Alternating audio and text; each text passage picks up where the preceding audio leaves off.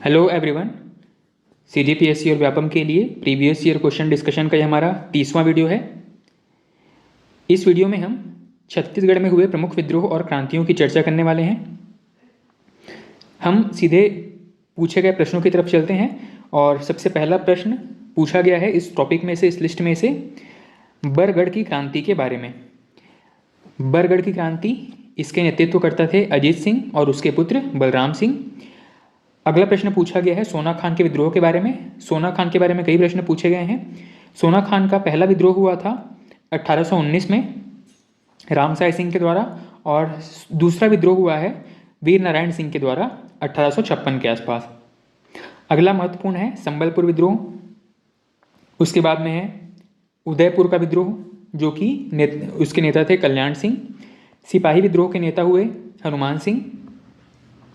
बेगार विरोधी आंदोलन के नेता हुए सेवता ठाकुर। इन सभी का वर्ष क्रमशः 1858, 1858 और 1879 है। इसके अलावा इस लिस्ट में सिर्फ क्या चीज़ें दी गई है, तो विद्रोह का नाम, विद्रोह का वर्ष और नेतृत्वकर्ता किस जमींदारी से थे, बस इतनी बातें दी गई हैं। लेकिन इसके बियॉन्ड भी कुछ चीज़ें हैं जो कि प्रश्न में पूछी गई हैं। तो सोना खान के विद्रोह के बारे में हम सबसे पहले अपनी चर्चा शुरू करते हैं। सबसे पहली चीज़, सोना खान का विद्रोह कब हुआ था? 1856 में। कहाँ पर हुआ था? तो नाम से स्पष्ट है, सोना खान, जो कि बलौदा बाजार में है। तीसरा प्रश्न, इसके नेतृत्वकर्ता कौन थे? तो वीर नारायण सिंह। वीर नारायण सिंह किस जनजाति के थे? बिंजवार जनजाति के। क्यों इनको गिरफ्तार किया गया? तो जो वीर नारायण सिंह थे, 1856 के आसपास सोना खान क्षेत्र में अकाल पड़ा हुआ था और ये चाहते थे कि गरीबों को उस समय अनाज की उपलब्धता हो जाए। ये वहाँ के बनिया, माखन लाल बनिया से मांगते हैं, वहाँ उनके गोडाउन में, जो गोदाम में जो अनाज रखा हुआ था उसको मांगते हैं, लेकिन माखन लाल इसको मना कर देते हैं। बाद में वीर नारायण सिंह ने उनका गोदाम लूटकर जनता में बांट दिया था और इस पूरे केस में माखन लाल ने वीर नारायण सिंह के खिलाफ कंप्लेन कर दिया और बाद में वीर नारायण सिंह की गिरफ्तारी का वारंट जारी कर दिया गया। वीर नारायण सिंह की पहली गिरफ्तारी होती है 24 अक्टूबर 1856 को, और इनको संबलपुर से गिरफ्तार किया गया था। संबलपुर वर्तमान उड़ीसा का क्षेत्र है। इसके अलावा इन्हें गिरफ्तार करने वाले अधिकारी का नाम था कैप्टन स्मिथ। लेकिन वीर नारायण सिंह मौका पा करके भागने में सफल हो जाते हैं जेल से। इनको जेल से रिहा करवा दिया जाता है 1857 के आसपास, और बाद में आगे चल करके ये आत्मसमर्पण कर देते हैं। क्यों? क्योंकि पुलिस या जो ब्रिटिशर्स है वो इनके गांव सोना खान को आग के हवाले कर देते हैं। ठीक है। हालांकि वीर नारायण सिंह ने सभी लोगों को पहले ही वहाँ से निकाल लिया था। उनको अंदेशा था कि पुलिस उनको खोजते हुए उनके गांव तक पहुँचेगी और कोई भी कह सकते हैं कि दंड देने के लिए किसी भी हद तक जा सकती है। ठीक है। पुलिस जो है वो वीर नारायण सिंह के कार्यों से रुष्ट होकर के, उनसे नाखुश होकर के वीर नारायण सिंह को दंड देने के लिए उनके गांव वालों को नुकसान पहुंचा सकती है, इस बात का अंदेशा था और गांव को पहले ही खाली करवा लिया गया था। लेकिन वीर नारायण सिंह को इस बात का अंदाजा भी था कि अब उनके आसपास या उनके जो परिचित लोग हैं उनके ऊपर अब पुलिस जो है या ब्रिटिशर जो है वो दंडात्मक कार्रवाई करेंगे, उनका दमनात्मक कार्रवाई करेंगे। इस वजह से इन्होंने 2 दिसंबर 1857 को आत्मसमर्पण कर दिया। किसके सामने आत्मसमर्पण किया? लेफ्टिनेंट स्मिथ और नेपियर के सामने। ठीक है। ये दोनों अंग्रेज पुलिस अधिकारी थे, जबकि इस समय छत्तीसगढ़ के डिप्टी कमिश्नर कौन थे? चार्ल्स सी इलियट। ठीक है। बाद में इनको चार्ल्स सी इलियट के सामने पेश किया जाता है और 5 दिसंबर को इनको इलियट के सामने पेश किया गया और 10 दिसंबर को इनको फांसी दे दी गई है। कहाँ पे? रायपुर के जयस्तंभ चौक में। ठीक। इस वजह से इनको छत्तीसगढ़ के स्वतंत्रता संग्राम का प्रथम शहीद माना जाता है। ठीक है। अब कुछ ऐसे पॉइंट्स हैं जो कि आपको कंफ्यूज कर सकते हैं, जैसे कि बस्तर का प्रथम शहीद, बस्तर का अंतिम शहीद, छत्तीसगढ़ का प्रथम शहीद, छत्तीसगढ़ का अंतिम शहीद, इस प्रकार से। ठीक है। तो अलग अलग जगहों पे अलग अलग नाम है, इसको याद रखिएगा। अगला है ब्रिटिश अधिकारियों के अगर नाम, इनकी गिरफ्तारी के समय में या वीर नारायण सिंह का इस पूरे घटना के समय में कौन कौन प्रमुख अधिकारी थे, तो नागपुर के कमिश्नर थे प्लाउडन, रायपुर के डिप्टी कमिश्नर थे इलियट, और पुलिस अधिकारी जिन्होंने इसको वीर नारायण सिंह को गिरफ्तार किया था कैप्टन स्मिथ और नेपियर। इन तीनों के बारे में प्रश्न पूछा गया है। ठीक। अब वीर नारायण सिंह को गिरफ्तार करने के पीछे कौन कौन लोगों की साजिश थी या किन लोगों ने मुखबिरी किया था? तो इनमें सबसे पहला नाम है देवरी के जमींदार, जो कि वीर नारायण सिंह के चाचा भी थे। इनका नाम था महाराज साय। ठीक है, तो महाराज साय, इनके बारे में प्रश्न पूछा गया है। प्रमुख मुखबिरों में कौन था? तो देवरी के जमींदार थे महाराज साय, जो कि वीर नारायण सिंह के चाचा थे। इसके अलावा भटगांव के भी जमींदार थे, बिलाईगढ़ के जमींदार थे, कटंगी के लोकसाय एवं त्रिलोकसाय थे, और शिवरी नारायण के बाल पुजारी थे। ये कुछ प्रमुख व्यक्ति थे जो कि वीर नारायण सिंह की गिरफ्तारी का कारण बने हुए थे। नेक्स्ट इनके बारे में ये बताया गया है कि वीर नारायण सिंह के जो बेटे थे, इनका नाम था गोविंद सिंह। गोविंद सिंह ने महाराज साय की हत्या कर दी थी। ठीक है, महाराज साय की हत्या करने के लिए इन्होंने किसका साथ लिया था, या किससे इंस्पायर हुए थे? तो सुरेंद्र साय से इंस्पायर हुए थे। सुरेंद्र साय संबलपुर के उस समय जमींदार थे। ठीक है, तो सुरेंद्र साय से इन्होंने सहायता लेकर के या उनसे इंस्पिरेशन लेकर के महाराज साय की हत्या कर दी थी। ठीक है, तो इतनी चीज़ें हैं जो कि एग्जाम में पूछी गई हैं। इसके अलावा 1490 में रतनपुर के कलचुरी शासक भारेंद्र साय के शासनकाल में बिसई ठाकुर बिंजवार, इनको सैन्य सेना के बदले भू राजस्व वसूलने का काम दिया गया था, और इन्हीं बिसई ठाकुर बिंजवार के वंशज थे हमारे वीर नारायण सिंह। ठीक है, नेक्स्ट कुछ प्रश्न जो पूछे गए हैं जिनका एक आइडिया आप यहाँ से ले सकते हैं। प्रश्न एक पूछा गया है कि इस राज्य की निम्नलिखित में से किस स्टेट के जमींदार ने अंग्रेजी सेना की सहायता की थी? ठीक है, तो इसका पता है आपको, देवरी के जमींदार थे, जो कि जिनका नाम था महाराज साय, और ये वीर नारायण सिंह के चाचा लगते थे। ठीक है, तो ये प्रश्न एक पूछा गया है। अगला है 1857-58 के विद्रोह के संबंध में इनमें से कौन सा कथन सत्य नहीं है? अब यहाँ पे कुछ नाम दिए गए हैं और ये बताया गया है कि कौन कौन से लोगों ने 1857-58 के समय में कहाँ कहाँ पे क्रांतियाँ की है। तो सोना खान का जमींदार इस विद्रोह का प्रथम शहीद था। किसकी बात हो रही है? वीर नारायण सिंह की बात हो रही है। अगला है बिलईगढ़, भटगांव और देवरी के जमींदार विद्रोह में शामिल थे। ठीक, अब ये गलत क्यों है? विद्रोह में शामिल नहीं थे, ये तो मुखबिर थे। अगला है हनुमान सिंह ने 3री रेजिमेंट रायपुर के मेजर सिडवेल की हत्या कर दी थी। इसके बारे में हमको आगे पढ़ना है। और लास्ट है विद्रोह के अपराध में 17 अपराधियों को फांसी पर लटकाया गया था। किसकी बात हो रही है? ये जो हनुमान सिंह वाला कांड हुआ था, इसी की चर्चा हो रही है। 17 सिपाहियों को यहाँ पर फांसी दिया गया था। ठीक, नेक्स्ट प्रश्न पूछा गया है सोना खान के जमींदार वीर नारायण सिंह के विरुद्ध किन जमींदारियों ने अंग्रेजों की सहायता की थी? तो हमने भटगांव पढ़ा था, देवरी पढ़ा था, और भटगांव देवरी पढ़ा था। छुई खदान तो नहीं पढ़े थे, केंदा भी नहीं पढ़े थे। ठीक है, तो करेक्ट आंसर क्या है? भटगांव और देवरी के जमींदार। इसमें देवरी के जमींदार ज़्यादा महत्वपूर्ण है। भटगांव तो कह सकते हैं आपको याद रखना पड़ेगा क्योंकि क्वेश्चन टफ हो रहे हैं। अदरवाइज देवरी के जमींदार जो कि वीर नारायण सिंह के चाचा थे, इन्हीं के बारे में ही ज़्यादा प्रश्न पूछे जाते थे। अगला है सुरेंद्र साय का विद्रोह। इनके विद्रोह के बारे में कुछ महत्वपूर्ण प्रश्न है, जैसे कि सुरेंद्र साय का विद्रोह जो कि संबलपुर क्षेत्र में हुआ था, कब हुआ था? 1857 में। किस क्षेत्र में हुआ था? संबलपुर में। नेतृत्वकर्ता कौन थे? सुरेंद्र साय स्वयं थे। और इनको उपाधि क्या मिली है? इनको उपाधि मिली है छत्तीसगढ़ का अंतिम शहीद। प्रथम शहीद कौन है? वीर नारायण सिंह। अंतिम शहीद कौन है? सुरेंद्र साय। क्यों है? देखो, बीच में इनकी गिरफ्तारी हो जाती है, लेकिन इनको कैद करके एक जगह पर रख दिया गया था, असीरगढ़ के किले में। कहाँ पर रखा गया था? असीरगढ़ के किले में। और यहीं पर इनकी मृत्यु बहुत बाद में होती है। ठीक है, इनको जब जेल में रखा गया था उसके बहुत बाद में इनकी मृत्यु होती है। ठीक है, तो इस वजह से इनको कहा जाता है छत्तीसगढ़ का अंतिम शहीद। कुछ प्रमुख घटनाओं के बारे में अगर देखें तो जब इनकी गिरफ्तारी हुई थी, कब हुई थी? 1857 में।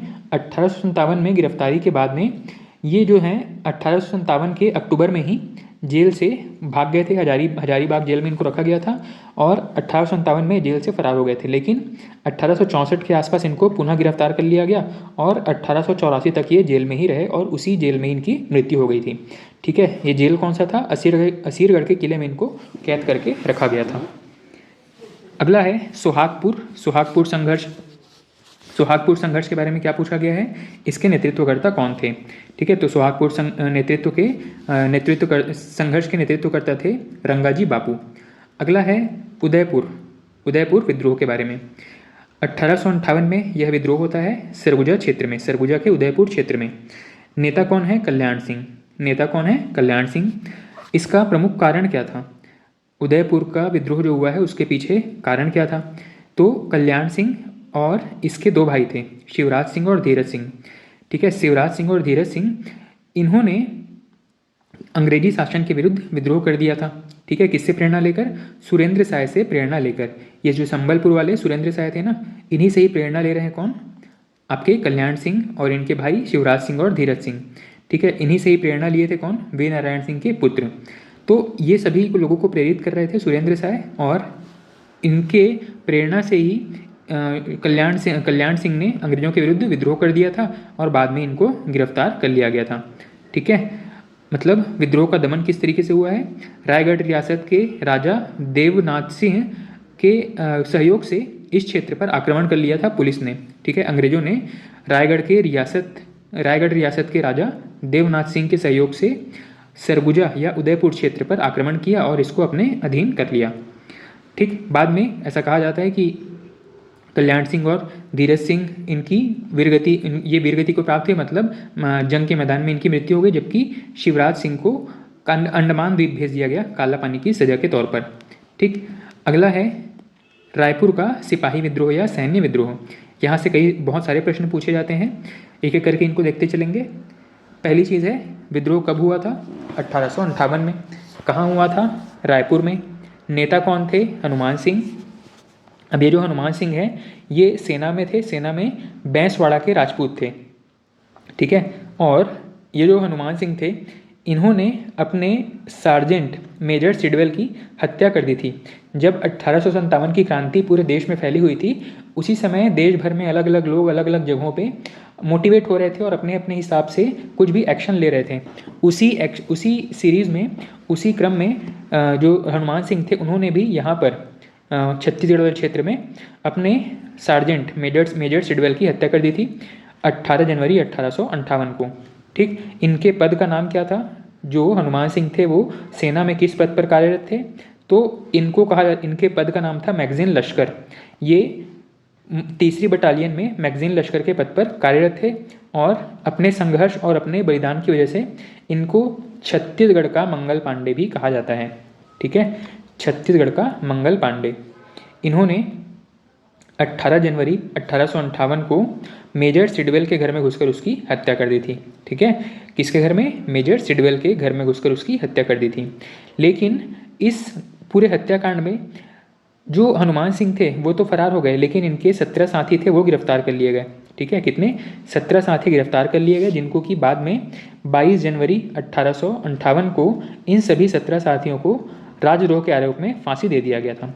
ठीक है, तो 18 जनवरी 1858 को हनुमान सिंह ने सिडवेल की हत्या की थी और 22 जनवरी 1858 को इनके 17 साथियों को मृत्युदंड दे दिया गया। ठीक, तो ये इतने प्रमुख विद्रोह थे। इसके बाद में 1870 से सन 1900 के मध्य स्थापित प्रमुख सामाजिक संस्थाओं के बारे में हमको बात करनी है। ठीक, प्रमुख विद्रोह जो भी थे इनके बारे में हम देख चुके हैं। इसके अलावा अगर आगे मिलते रहेंगे तो उनको हम वहाँ पर देखेंगे, पर फिलहाल यही कुछ प्रमुख विद्रोह थे जहाँ से प्रश्न पूछे गए हैं। 1870 से सन 1900 के मध्य स्थापित प्रमुख सामाजिक और साहित्यिक संस्थाएं। अब इस पूरे टॉपिक से आप देख पा रहे हो कि कई बार बहुत ज़्यादा रिपीटेशन होकर प्रश्न पूछे गए हैं। एक चीज़ याद रखिएगा कि सन 1900 से पहले 1800 से 1900 के बीच में पूरे देश में राष्ट्रीय भावना को प्रेरित करने वाले 2 संस्था कार्यरत थे। एक का नाम था ब्रह्म समाज और एक का नाम था आर्य समाज। ठीक, इन्हीं को देख करके छत्तीसगढ़ में अलग अलग स्थानों पर कई सारे संगठन और सामाजिक संस्थाओं की स्थापना की जाने लगी। इसमें सबसे पहला था रायपुर में एक था वाद विवाद समिति 1857 में। इसके बाद था वैज्ञानिक एवं साहित्यिक सम्मेलन 1870 में, जो बहुत ज़्यादा कलरफुल यहाँ पर हाईलाइट किए गए हैं। यहाँ से प्रश्न पूछे गए हैं तो इनको बारीकी से ध्यान देंगे और कोशिश करेंगे कि ये याद होते चलें। मालिनी रीडिंग क्लब, इसके बारे में प्रश्न पूछा गया है। सीधा लोकेशन के बारे में प्रश्न पूछा गया है। मालिनी रीडिंग क्लब कहाँ पर है? तो रायपुर में। कब स्थापित हुआ है? 1899 में। अगला है छत्तीसगढ़ बाल सभा 1870 में। अगला है लोक शिक्षण संस्थान 1870 में। कवि समाज राजिम 1899 में। और एक है यूथ लीग, ये भी रायपुर में ही स्थापित था। 1928 में स्थापना हुई थी। इसके स्थापनाकर्ता वाले सदस्यों में थे ठाकुर प्यारेलाल, मोहम्मद अब्दुल रऊफ़ और यति यतन लाल, ये सभी इस संगठन के निर्मात्री सदस्यों में से कुछ शामिल थे। ठीक है, तो वैज्ञानिक एवं साहित्यिक समिति, मालिनी रीडिंग क्लब, छत्तीसगढ़ बाल सभा, लोक शिक्षण संस्थान, कवि समाज सम्मेलन, ये कुछ प्रमुख संस्थाएं थी। कवि समाज सम्मेलन के संस्थापक थे पंडित सुंदरलाल शर्मा। इनके बारे में प्रश्न पूछा गया है। ये तो थे रायपुर में। अब बिलासपुर में कौन कौन से थे? बिलासपुर में था बुद्धि प्रकाश सभा, इसके बारे में प्रश्न पूछा गया है। अगला है रीडिंग क्लब। रायपुर में था मालिनी रीडिंग क्लब और बिलासपुर में है रीडिंग क्लब। रायपुर में मालिनी रीडिंग क्लब स्थापित हुआ है 1899 में, जबकि बिलासपुर का रीडिंग क्लब स्थापित हुआ है 1870 में, मतलब लगभग 30 साल पहले, 29 ईयर्स पहले बिलासपुर में रीडिंग क्लब स्थापित हो चुका था। अगला है बंगाल नागपुर रेलवे इंस्टीट्यूट। इसकी स्थापना हुई है 1870 में, मतलब बिलासपुर में जो भी महत्वपूर्ण कार्य हैं सब 1870 में हो गए थे। समाज और साहित्य से संबंधित प्रमुख कार्य 1870 में कंप्लीट हो गए थे। नेक्स्ट पॉइंट है 1886 में भारतीय राष्ट्रीय कांग्रेस के कलकत्ता अधिवेशन के पश्चात छत्तीसगढ़ की प्रथम राजनीतिक संस्था लोकसभा रायपुर में स्थापित की गई। इस संस्था का नाम क्या था? लोकसभा रायपुर में स्थापित की गई। ठीक है, यहाँ पे कुछ प्रीवियस प्रश्न दिए गए हैं, आप एक बार इनको जरूर रेफर कर सकते हैं। नेक्स्ट है राष्ट्रीय आंदोलन में छत्तीसगढ़ के विभिन्न क्षेत्रों से नेतृत्वकर्ता। अब ये जो टॉपिक है आपको कई चीज़ों में इनडायरेक्टली हेल्प करने वाला है। सीधा सीधा ये पूछ लेता है कि फला नेता जो है वो कौन से राज्य से संबंधित था, तो आपको यहाँ पे कौन से जिले से संबंधित था, तो यहाँ पे आपको जिलेवार बहुत सारे नेताओं के नाम देखने को मिलेंगे। ठीक है, कौन सा जिला था और कौन कौन से प्रमुख नेता थे, ये चीज़ पता होने से आपके बहुत सारे क्वेश्चन में आपको एलिमिनेशन मेथड यूज़ करने में बहुत आसानी होती है। ठीक है, तो इनको चाहे तो यहाँ पे एक बार पढ़ने के बाद में और अपने नोट्स में लिख सकते हैं शॉर्ट नोट्स के फॉर्म में, ताकि वह उसको बार बार रिवाइज करते बना। तो रायपुर में सबसे पहला और सबसे प्रमुख व्यक्ति कौन है? रविशंकर शुक्ल। इनके नाम से पूरी यूनिवर्सिटी संचालित है। इनके कद का आकलन आप अभी कर सकते हैं कि कितने प्रमुख व्यक्ति रहे होंगे अपने समय में। पंडित रविशंकर शुक्ल विभिन्न आंदोलनों के नेतृत्व करता रहे हैं, जैसे कि रायपुर होम रूल, जो केंद्र में होम रूल लीग चल रहा था, उसी प्रकार से रायपुर में भी होम रूल चलाया गया था। ठीक है, इसके अलावा प्रथम व्यक्तिगत सत्याग्रही रहे हैं, प्रथम डिक्टेटर रहे हैं, स्वराज पार्टी के संस्थापक रहे हैं, संविधान सभा के निर्वाचित सदस्य रहे हैं। तो रविशंकर शुक्ल बहुत मंझे हुए व्यक्ति थे, बहुत मंझे हुए राजनेता थे, पढ़े लिखे व्यक्ति थे। अगले हैं रामदयाल तिवारी। रामदयाल तिवारी वकालत से संबंधित थे और इन्होंने 1820 में वकालत का त्याग कर दिया था। अब ये क्यों किया था, इसका थोड़ा सा और डिटेल हम वहाँ पर देखेंगे जब 1920 के आसपास की घटनाओं की चर्चा करेंगे। इसके अलावा रणवीर सिंह शास्त्री। अब यहाँ पे बस लोगों का नाम याद रखते चलेंगे कि कौन से जिले से कौन सा व्यक्ति संबंधित था। तो रायपुर में रविशंकर शुक्ल, रामदयाल तिवारी, रणवीर सिंह शास्त्री, परसराम सोनी, ईश्वरी चरण शुक्ल, विलक नारायण अग्रवाल, खूबचंद बघेल, वामन राव लाखे, रामकृष्ण सिंह, ये सभी प्रमुख व्यक्ति थे। इसके अलावा कुछ और लोग भी हैं, यति यतन लाल हैं, CM ठक्कर हैं, बलीराम आज़ाद हैं।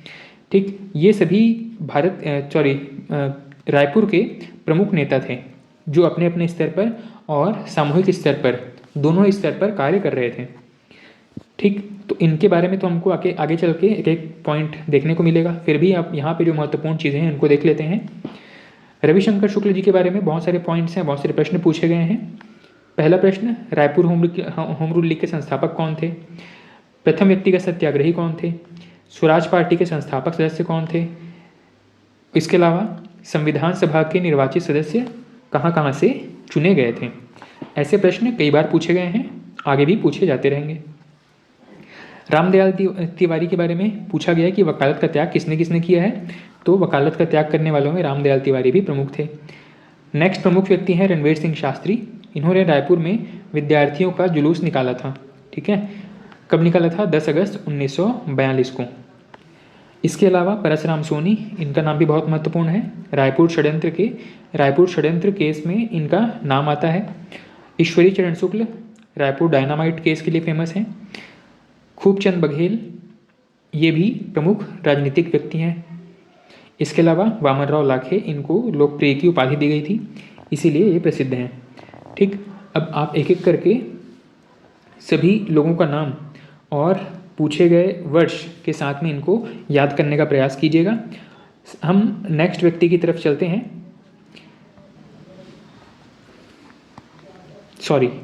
नेक्स्ट जिले की तरफ अगर हम देखें तो गरियाबंद में पंडित सुंदरलाल शर्मा। ठीक, इससे पहले यहाँ पे कुछ और भी हैं प्रश्न जो कि रेयरली पूछे गए हैं, पर आप उनको चाहें तो एक बार पढ़ सकते हैं। जैसे कि रायपुर में नमक कानून को भंग कब किया गया था? 15 अप्रैल 1930 को। कौन कौन शामिल थे इस नमक कानून को भंग करने की पूरे कार्यक्रम में? तो गोविंद सेठ, द्वारका प्रसाद, रविशंकर शुक्ल, लक्ष्मी नारायण और गयाचरण त्रिवेदी, ये कुछ प्रमुख नाम हैं। साथ ही भारत छोड़ो आंदोलन के दौरान गांधी जी की गिरफ्तारी के विरोध में रायपुर में जुलूस निकालने वालों में कौन कौन थे? तो कमल नारायण, रणवीर सिंह और जय नारायण, ये प्रमुख लोग थे। ठीक, इसके बाद हम देखते हैं गरियाबंद के प्रमुख बिंदुओं के बारे में। गरियाबंद के सबसे प्रमुख व्यक्ति हैं पंडित सुंदरलाल शर्मा। इन्होंने राजिम में समित्र मंडल की स्थापना की थी। इसके अलावा राजिम किसान मजदूर सभा की भी स्थापना किए हैं और सत्याग्रह आश्रम की भी स्थापना किए थे। सत्याग्रह आश्रम कहाँ था? सूरत में। ठीक, सत्याग्रह आश्रम सूरत। ये सभी जो कार्यक्रम थे अलग अलग समय पे, जैसे समित्र मंडल 1905, राजिम किसान मजदूर सभा 1920 और जो सत्याग्रह आश्रम था ये गरियाबंद में पंडित सुंदरलाल शर्मा ने शुरू किया था, लेकिन केंद्र में या यूँ कहें कि गुजरात में गांधी जी के द्वारा इसको शुरू किया गया था। किसको? सत्याग्रह आश्रम को। ठीक, अगला है धमतरी। धमतरी में है छोटेलाल श्रीवास्तव, नारायण राव मेघावाले, नथुराम जगताप। ये तीनों ही व्यक्ति कंडेल नहर सत्याग्रह से संबंधित है। और ये जो कंडेल नहर सत्याग्रह है ये इतिहास में बड़ा महत्वपूर्ण है। कई बार क्वेश्चन रिपीट हुए हैं। ठीक है, इनकी फ्रीक्वेंसी आप यहाँ पे देख सकते हैं कितने ज़्यादा बार रिपीट हुए हैं। 1920 में ये कंडेल नहर सत्याग्रह हुआ था, जिसमें प्रमुख रूप से छोटेलाल श्रीवास्तव, नारायण राव मेघावाले और नथुराम जगताप शामिल थे।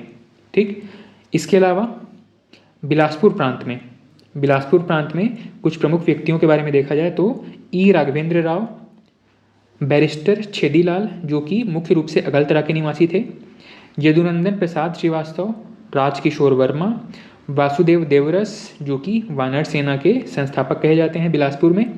रायपुर में यही वानर सेना बलीराम आजाद के द्वारा गठित किया गया था। अगले व्यक्ति हैं क्रांति कुमार भारतीय, दिवाकर कार्लिकर, भुवन भास्कर सिंह और कुंज बिहारी अग्निहोत्री। इनका नाम ज़्यादा फेमस है, कुंज बिहारी अग्निहोत्री का। इसके अलावा चिंतामणि ओतलवार, ये सभी कहाँ से शामिल थे? कौन से जिले से संबंधित थे? ये सभी लोग बिलासपुर जिले से संबंधित थे। ठीक है, नेक्स्ट प्रमुख जिला है मुंगेली। बिलासपुर से ही अलग हुआ है। और अब मुंगेली जिले में देखा जाए तो कौन कौन व्यक्ति शामिल थे? तो राम गोपाल तिवारी, इसके अलावा कालीचरण शुक्ल और गजाधर साव, ये सभी मुंगेली जिले से संबंधित प्रमुख व्यक्ति हैं, प्रमुख स्वतंत्रता सेनानी हैं। इसके अलावा दुर्ग जिले से घनश्याम सिंह गुप्त, रत्नाकर झा, रामचंद्र देशमुख, VY तामस्कर और रघुनंदन सिंगरौल, ये सभी प्रमुख व्यक्ति हैं दुर्ग जिले में। इन सभी में रघुनंदन सिंगरौल, इनका नाम आपको बार बार देखने को मिलेगा। क्यों? क्योंकि ये जो हैं जब आपका 1920 के आसपास ये क्या करते हैं, बहुत सारे जगहों में लेटर बॉक्स वगैरह उखाड़ देते हैं, जिला कचहरी में आग लगा देते हैं, तो इनका नाम कई बार अलग अलग इवेंट से जोड़ करके पूछा गया है। ठीक है, तो रघुनंदन सिंगरौल का नाम याद रखिएगा, दुर्ग से थे। और घनश्याम सिंह गुप्त, रत्नाकर झा, VY तामस्कर, इन सभी का नाम तो आपको ज़रूर याद रहेगा क्योंकि इनके नाम से अलग अलग कॉलेज संचालित हैं। ठीक, अब असहयोग आंदोलन के दौरान दुर्ग से वकालत का त्याग करने वाले व्यक्तियों में अगर देखा जाए, घनश्याम सिंह गुप्त और रत्नाकर झा प्रमुख थे। ठीक, बालोद जिले से संबंधित प्रमुख नेता थे नरसिंह प्रसाद अग्रवाल, सरयू प्रसाद अग्रवाल और वली मोहम्मद। ये सभी कहाँ से संबंधित हैं? बालोद जिले से। नरसिंह प्रसाद अग्रवाल का नाम विशेष रूप से याद रखिएगा। अभी रिसेंटली एग्ज़ाम में, पिछले 2 वर्षों के कई एग्ज़ाम में इसका नाम पूछा गया है। अगला है बेमेतरा जिला से। बेमेतरा से थे मोहनलाल बाकलीवाल। फिर हैं राजनांदगांव से। राजनांदगांव से थे ठाकुर प्यारेलाल सिंह, बलदेव प्रसाद मिश्र, ठाकुर पन्नालाल सिंह और बंशीलाल। इसके अलावा शंकर खरे, पदुमलाल पुन्नालाल बख्शी, छबीराम, राजूलाल और शिवलाल मास्टर, ये भी प्रमुख व्यक्ति थे। ठीक है, इस प्रकार छत्तीसगढ़ के अलग अलग क्षेत्रों से प्रमुख व्यक्तियों के नाम हम चर्चा कर चुके हैं। इसके अलावा नेक्स्ट हमारा टॉपिक होने वाला है छत्तीसगढ़ के प्रमुख घटनाओं का संक्षेप में विवरण।